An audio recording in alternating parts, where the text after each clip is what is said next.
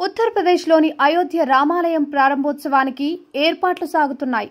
ఈ మందిరాన్ని చూసేందుకు యావత్ ప్రజానీకం ఎంతో ఆసక్తిగా ఎదురుచూస్తోంది. వచ్చే ఏడాది జనవరి 22న విగ్రహ ప్రతిష్టాపన కార్యక్రమం వైభవంగా జరగనుంది. ఈ వేడుకలకు ఓవైపు చకచకా ఏర్పాట్లు సాగుతున్నాయి.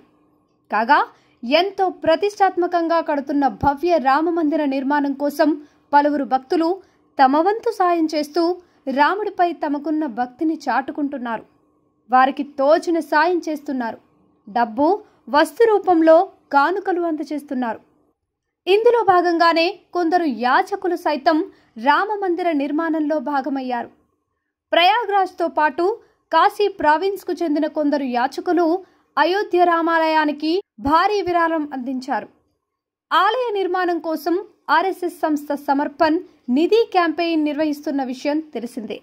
ఈ క్రమంలో 2020 నవంబర్లో కాశీకి చెందిన కొందరు యాచకులు ఆర్ఎస్ఎస్ కార్యాలయాన్ని సందర్శించి ఈ క్యాంపెయిన్లో తమను భాగస్వాములను చేయాలని కోరారు. తొలుత అధికారులు సంశయించిన యాచకుల విజ్ఞప్తి మేరకు విరాళం స్వీకరించేందుకు అంగీకరించారు.